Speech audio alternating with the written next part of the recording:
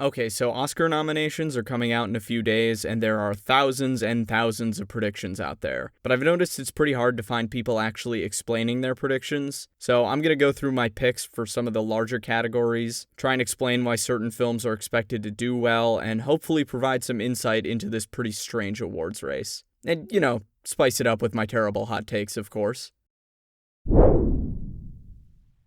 So generally with Best Picture, the key is to take the Producers Guild nominations and just remove anything that doesn't look right. In this case, it's Borat. Borat's not getting a Best Picture nomination, I'm sorry. But the rest of these films are really solid contenders, and if any of them were missing, it would be considered a snub. That said, there's also The Father, which got Best Picture nods at the Golden Globes and the BAFTAs. The Oscars use this complicated algorithm which effectively caps this category to 9 nominees, so if The Father got in, something else is getting kicked out. Expect that to be one of these edge candidates. Maybe it'll be Sound of Metal, but I feel like Judas and the Black Messiah is likelier to be snubbed. But again, that's if The Father gets in. Lower edge candidates like News of the World and Soul haven't gotten enough Best Picture nominations at precursors, and The Five Bloods was really strong with critics and has just completely fallen off of a cliff lately. Very sad, it was a good movie. So expect this roster, give or take one, The Father. Best Director is kind of a mess. I feel like I'm going to be saying that a lot. Chloe Zhao is basically a lock to win Best Director right now. She swept the precursors, so her nomination is certain. I'm also confident in Lee Isaac Chung, given how well Minari has been doing. Also, the big narrative for David Fincher is that he's been too ignored by the Oscars, so there's going to be some pressure to nominate him based on that. Awards bodies love Regina King, and she's great at campaigning, and there's never been a black woman nominated for Best Director, so the Academy can take an easy win for a deserved nomination. And I'm going to round it out with Emerald Fennell, who I believe will get in over Aaron Sorkin. Which, if you've been paying attention to the award season, an Aaron Sorkin snub is pretty unlikely, but I just feel it in my heart. I don't know. I think they know that the Trial of the Chicago 7 is getting backlash, and the director's branch of the Academy tends to be more ahead of that type of thing than the rest of the group. If Sorkin gets in, I think he'll kick out Emerald Fennell. Just don't snub Regina King, okay? For Best Actress, Carrie Mulligan, Frances McDormand, and Viola Davis are basically guaranteed based on their consistent success with precursors. I'll throw in Vanessa Kirby for the same reason. She's not as big a name as the others, so she could get snubbed, but it seems unlikely at this point that she'd be left out.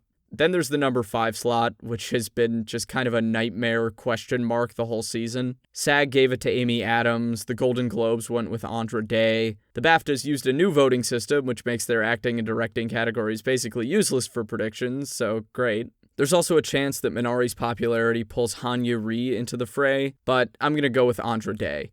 Not because I think the Golden Globes are a good predictor, but because her Globes win was so shocking and unexpected that I think it'll draw more attention to her inadvertently. Chadwick Boseman is definitely winning Best Actor, so he's going in, and I think Minari's momentum will get Steven Yeun in. Additionally, there's pressures for the Oscars specifically to acknowledge Asian actors. There's been like 3 Best Picture winners in the past few decades with predominantly Asian casts, and none of them got acting nominations. So, hopefully the Academy has learned their lesson. And the rest are pretty easy. Riz Ahmed and Anthony Hopkins have been nominated everywhere. Normally I'd say Gary Oldman is kind of weak here, but there's no one else to take his slot. Da 5 Bloods is dead, Kingsley Ben-Adir hasn't gotten major nominations, Tahar Rahim is only this high in the odds because of his fluke Golden Globe nomination. I could see a world where Mads Mikkelsen is nominated, but I'm going to play it safe and go with Gary Oldman. Supporting Actress is sheer chaos. Any one of these people in the top 5 could be snubbed, and we'd just be like, okay, sure, why not? The only one with nominations at the Globes, SAG, and Critics' Choice is Maria Bakalova, but she's from Borat, so who knows? With no solid evidence, I'm gonna say that somehow number 1 in the odds pick Olivia Colman is getting snubbed. She won her Oscar recently, so there's no urgency for her to get another. The Father doesn't have the external buzz that these other performances have. And then I've got Ellen Burstyn taking her spot because she's an elderly Oscar darling who we know is actively trying to become the oldest ever nominee. Kind of like with lead actress, supporting actor has a solid trio that's been nominated everywhere, and it's Leslie Odom Jr., Daniel Kaluuya, and Sacha Baron Cohen. I've also got Chadwick Boseman because I think every single voter who isn't planning on voting for him to win lead actor will try and nominate him in supporting. Voters like to do weird balancing acts. And also a good chunk of people who are voting him for lead actor love him so much that they'll also vote him into supporting. And then the final slot is yet another hot take, Alan Kim, the 8-year-old child from Minari. I mentioned the Academy's need to acknowledge Asian actors, I mentioned Minari's momentum, and also he gave this adorable speech at the Critics' Choice Awards where he cried the whole way through, and that happened right when the Academy was voting. He's gonna charm the whole world into giving him a nomination, and I'm not mad about it. First 4 picks, super easy. Nomadland, One Night in Miami, The Father, Ma Rainey. There tends to be a lot of overlap between the 2 screenplay categories in Best Picture, so being a real Best Picture contender basically gets you in. After failing to gain momentum with the precursors, I just can't see News of the World picking up any above-the-line nominations, so I'm going with Borat solely because it got a PGA nomination, which means people like it. Chicago 7 and Promising Young Woman are locked in, Minari's almost certain, and then it gets tough. Mank is interesting because it's a script that was written like 20 years ago by David Fincher's now dead father, so there's a narrative right there. But also Netflix has clearly given up on Mank the way it gave up on The Irishman last year, so who knows? I also just don't see Judas and the Black Messiah getting in, not because it doesn't deserve it, but because I've seen interviews with Shaka King, the director of the movie and its co-writer, and he basically gave a middle finger to the Academy, so the man's definitely not campaigning. If he does get nominated, that's pretty cool of the Academy, but they don't like to give Oscars to people who insult them, unless your name is Woody Allen. So I'm giving the last slots to Sound of Metal and Soul. Pixar has a good history with the writing branch, so I think that'll be enough for them to sneak in.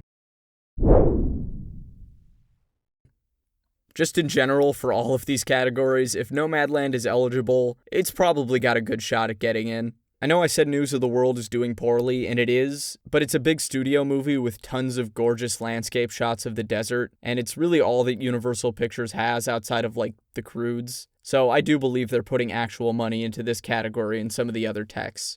But with Tenet and Judas and the Black Messiah, I'm kind of conflicted. Those are both Warner Brothers films, and neither of them got nominations at the American Society of Cinematographer Awards, and somehow Cherry and Trial of the Chicago 7 did, so who knows how valuable those are. I'm going Judas because it's more of an Oscar-y film, and WB is pushing it harder than Tenet overall. Mank's gonna get in because it's using the famous Citizen Kane cinematography, and Netflix doesn't really have anything else in this category. And for the last slot, boom, Minari. You can see I'm a strong believer that Minari will overperform. And cinematography is just going to be one example. God, I'm going to get this category all wrong.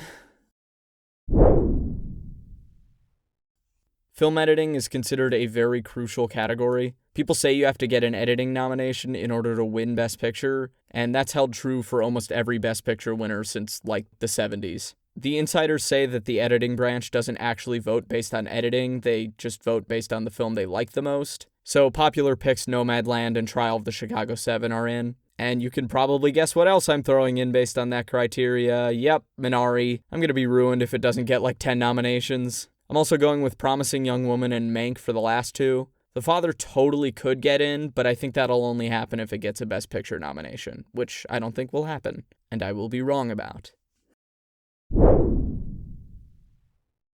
Animated feature is fun, and by fun, I mean shockingly boring. Basically every major precursor has been the same set of 5 films. Soul is the frontrunner Pixar movie, Wolfwalkers is the indie critics pick, Onward is the other lesser Pixar movie, Over the Moon is the Netflix movie, and The Croods is the big studio movie that gets in probably because it was released later in the season than Trolls World Tour. Anything but this exact set of 5 would be considered an upset. So those are my thoughts. If you want to see my full list of predictions, it's just scrolling right in front of you right now. I'm going to be doing a reaction video once nominations are announced, so check back in a few days to see me cry about the Minari snubs. If you have any questions about the terminology I used, or if you have your own hot takes, share them in the comments and I will respond to literally every single person who comments. Alright, thanks for watching.